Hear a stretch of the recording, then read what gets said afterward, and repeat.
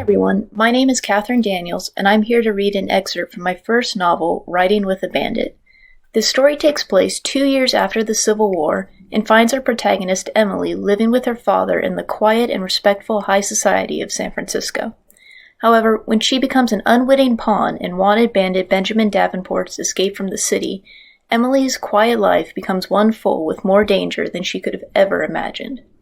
The excerpt that I'm going to read for you today is from Chapter 2, where Emily comes face to face with the man who kidnapped her for the first time. He stared at her for a moment, her wide eyes meeting his, before he burst out laughing, making her flinch back at the sudden sound. "A little spitfire, ain't you, little miss?" he asked, still chuckling. "Stop calling me that," Emily said, surprising herself. But his laughter, bright and uncaring, had loosened a bit of the vice grip that fear had on her heart, enabling her to find her voice for the first time in hours, though it was rough from lack of use. "Well now, what should I call you then?" he asked. She raised her chin a little, determined not to back down or let him see how afraid she was.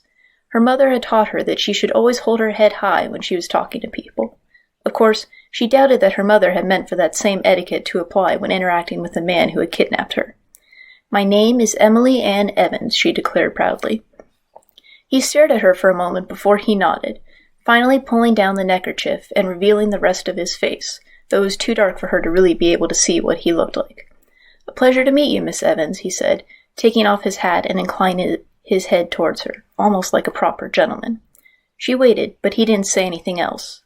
"And you are?" she prompted, and watched as he smiled, one side of his mouth curling up. "Now why should I tell you that, Miss Evans?" he asked. Emily felt her jaw tighten.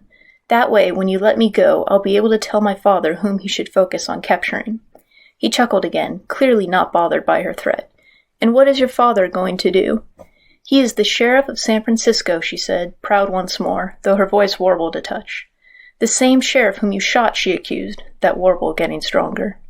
"That's so," he said, sounding surprised. "Well, damn, guess that means I'll have the whole sheriff's department after me now, doesn't it?"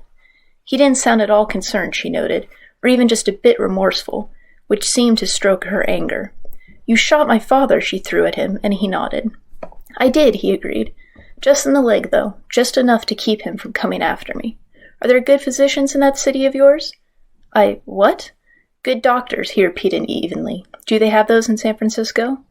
Yes," Emily said, bewildered just enough to answer honestly. He nodded.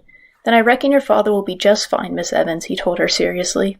"'Cause where I hit him, only way anything would happen would be if he saw an incompetent doctor."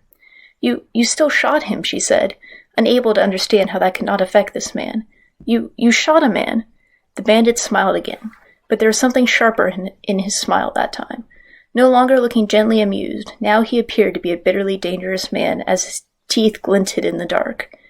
"I've shot several men, Miss Evans," he told her seriously. "One more won't rest too heavy on my conscience." Thanks for listening, everybody, and remember to check out my novel, Writing with a Bandit.